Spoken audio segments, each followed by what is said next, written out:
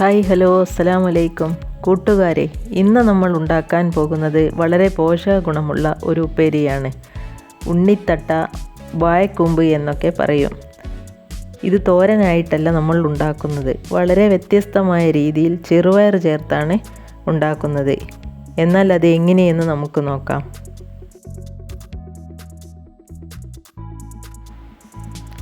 ഇതുപോലെ ചെറിയൊരു വാഴക്കൂമ്പാണ് ഞാൻ എടുത്തിട്ടുള്ളത്. ഇതിൻ്റെ പുറന്തോട് 2-3 എണ്ണം പൊളിച്ച് കളഞ്ഞ ശേഷം കുറച്ച് സമയം വെള്ളത്തിലിട്ട് വയ്ക്കാം. ഉണ്ണിത്തട്ടയുടെ കറ കളയാൻ വേണ്ടിയാണ് ഇങ്ങനെ ചെയ്യുന്നത്. ഇനി നമുക്കിതൊന്ന് അരിഞ്ഞെടുക്കാം.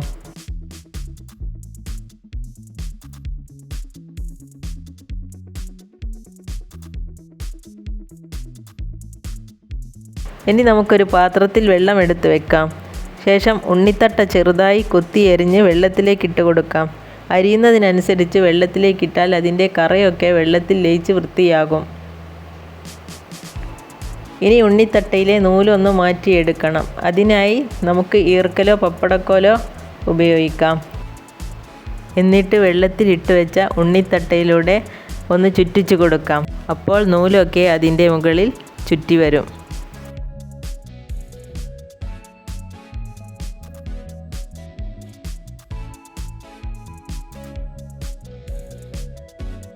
ശേഷം 2-3 തവണ നന്നായി കഴുകി ഒരു അരിപ്പയിലേക്ക് ഇട്ട് വയ്ക്കാം. ഇനി നമുക്ക് ഇതിലേക്ക് ആവശ്യമായ ചെറുപയർ ഒന്ന് വേവിച്ചെടുക്കണം. ഞാൻ എടുത്തിട്ടുള്ളത് ഒരു 1/4 കപ്പ് ചെറുപയറാണ്.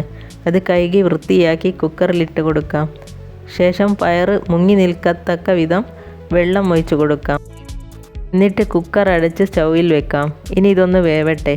ഓരോ പയറിൻ്റെയും വേവ് വ്യത്യസ്തമായിരിക്കും. ഞാൻ എടുത്തിട്ടുള്ള പയർ 4 വിസിൽ കൊണ്ടാണ് വേവാറുള്ളത്.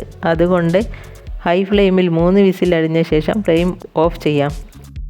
എന്നിട്ട് എയർ പോയതിന് ശേഷം കുക്കർ തുറന്ന് നോക്കാം. ഇപ്പോൾ പയർ ഏകദേശം വെന്ത് തുടങ്ങിയിട്ടുണ്ട്. ഇനി നമുക്ക് കഴുകി മാറ്റി വെച്ച വാഴക്കൂമ്പ് കുക്കറിലേക്ക് ഇട്ട് കൊടുക്കാം.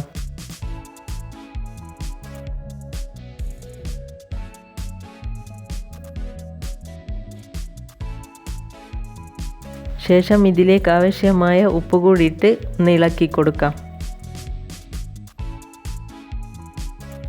ആ സമയം അതിൻ്റെ വെള്ളം വറ്റിപ്പോയോ എന്ന് ശ്രദ്ധിക്കണം. കുറച്ച് വെള്ളം അടിയിലുണ്ടെങ്കിൽ ഇനി വെള്ളം ഒഴിക്കേണ്ട ആവശ്യമില്ല. അല്ലെങ്കിൽ അല്പം ചൂടുവെള്ളം ഒഴിച്ച് കുക്കർ അടച്ച് ഒരു വിസിൽ കൂടി വരുന്നത് വരെ വെയിറ്റ് ചെയ്യാം.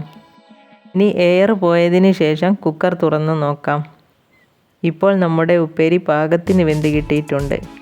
ഇനി ഇത് ഉടഞ്ഞു പോകാതെ ഒന്ന് ഇളക്കി നോക്കാം.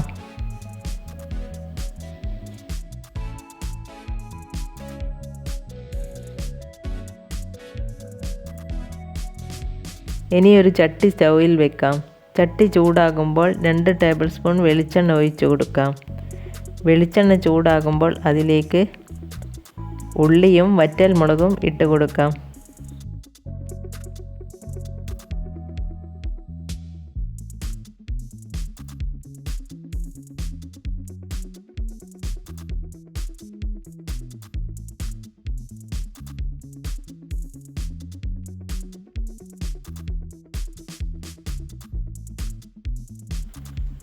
ഇനി ഇത് മൂത്തതിന് ശേഷം ഉപ്പേരിയിലേക്ക് ഒഴിച്ച് ഉടഞ്ഞു പോകാതെ ഇളക്കി യോജിപ്പിക്കാം.